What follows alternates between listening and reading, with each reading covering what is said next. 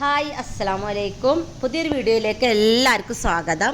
അപ്പോൾ എല്ലാവർക്കും സുഖമല്ലേ? ഇന്നൊരു ഗുലാബ് ജാമുൻ്റെ റെസിപ്പി ആയിട്ടാണ് വന്നിട്ടുള്ളത്.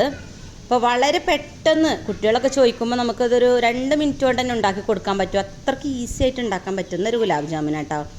അപ്പോൾ ഇവിടെ മക്കളും തന്നെ ഇങ്ങനെ പറഞ്ഞ് ഇതൊന്നും ഉണ്ടാക്കും, കുറേ ആയി ഞങ്ങൾ ഉണ്ടാക്കിയിട്ട്. അപ്പോൾ ഇതെങ്ങനെ ഉണ്ടാക്കുന്നതെന്ന് കാണിച്ചു തരാം. അപ്പോൾ 4 ബ്രെഡായിട്ട് ഞങ്ങൾ എടുത്തിട്ടുള്ളത്.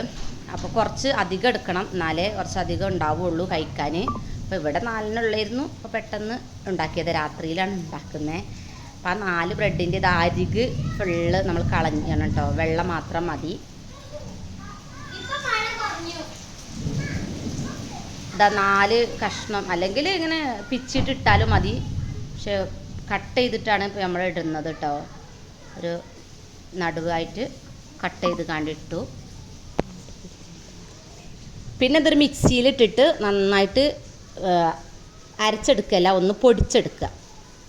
അപ്പോൾ ഇതാ ഇത്രയും മതി കേട്ടോ, ഇത്രയും ഒരു കണക്കിൽ ഒന്ന് പൊടിച്ചെടുത്തിട്ടുണ്ട്. ഒരു പാത്രത്തിലേക്ക് ഇട്ടിട്ട് നമ്മൾ പിന്നെ ഇതിന് ഉപയോഗിക്കുന്നത് പാലാണ് കേട്ടോ. പാല് വെച്ചിട്ടാണ് കുഴച്ചെടുക്കുന്നത്. നുള്ളു ഉപ്പിട്ടിട്ട് ഇത്തിരി ഉപ്പിട്ടാൽ മതി കേട്ടോ, കാരണം മധുരം ഒന്ന് ബാലൻസ് ആവാൻ വേണ്ടിയിട്ടാണ്. അപ്പോൾ അതാ പാലും ഒഴിച്ചിട്ട് നന്നായിട്ടൊന്ന് കുഴച്ചെടുത്തിട്ടുണ്ട്. പെട്ടെന്ന് കുഴച്ചെടുക്കാൻ പറ്റും കേട്ടോ, അത് നമ്മൾ കാണുന്ന പോലെയല്ല, പെട്ടെന്നാവും. അപ്പോൾ അതാ നന്നായിട്ട് കുഴക്കുന്നുണ്ട്. കുഴച്ചെടുത്തിട്ട് നമുക്കത് ചെറിയ ഉരുളകളാക്കിയിട്ട് എടുക്കാം കേട്ടോ, വളരെ ചെറിയ ഉരുളകളാക്കിയിട്ട് എടുക്കാം.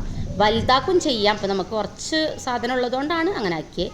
ഒരു പാൻ അടുപ്പത്ത് വെച്ചിട്ട് അതിലേക്ക് വെളിച്ചെണ്ണ ഒഴിച്ച് കൊടുക്കാം. വെളിച്ചെണ്ണ ഒഴിച്ച് കൊടുത്തിട്ട് നമുക്കിതിട്ടിട്ട് നന്നായിട്ട് കളർ മാറുന്നത് വരെ, ബ്രൗൺ കളറാവുന്നത് വരെ അതിലൊന്ന് വറുത്തെടുക്കാം.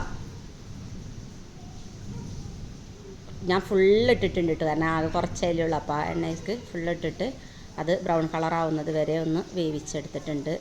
നല്ല ക്രിസ്പി ആയിട്ട് കിട്ടിയിട്ടുണ്ട് കേട്ടോ. ഇപ്പം ഇത് നമുക്ക് കോരി മാറ്റാം, ഒരു പാത്രത്തിലേക്ക് കോരി മാറ്റാം.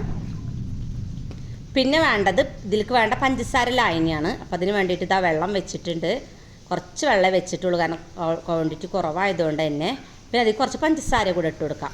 പഞ്ചസാര അധികം ആണെങ്കിൽ ഭയങ്കര മധുരമാവും, അപ്പോൾ ഞാൻ കുറച്ച് ഇട്ടിട്ടുള്ളായിരുന്നു. അപ്പോൾ അതിലേക്ക് 4 ഏലക്കയും കൂടി ഇട്ടിട്ടുണ്ട്. എന്നിട്ട് നന്നായിട്ട് തന്നെ ഒന്ന് തിളപ്പിച്ചെടുക്കുക. തിളപ്പിച്ചിട്ട് ഒരു നൂൽ പരുവൊന്നും ആവണ്ട, ഒട്ടുന്ന ഒരു ചെറിയതായിട്ട് ഒട്ടുന്നൊരു പരുവാകുമ്പോൾ നമുക്കിത് ഓഫ് ചെയ്തിട്ട് നമ്മുടെ സാധനം അതിലേക്ക് ഇടാം. നമ്മളുണ്ടാക്കി വെച്ചിട്ടുള്ള ആ ബോള് അതിലേക്ക് ഇട്ട് കൊടുക്കാം കേട്ടോ.